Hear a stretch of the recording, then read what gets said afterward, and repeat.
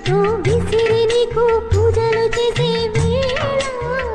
తల్లిరో నిదురించు లాలి జులాలి ఈ జగతి నేనే తల్లికి కన్న బిడ్డ నేనేగా కలల తేని పోవమ్మా నన్ను కన్న తల్లి మదిలో వ్యథ నీకు విత్తనిస్తే చాలునుగా పెతలే కనిపెట్టి మోక్షమిచ్చు మాతవుగా దేవి మహాదేవి నీ దీవెన చాలునమ్మా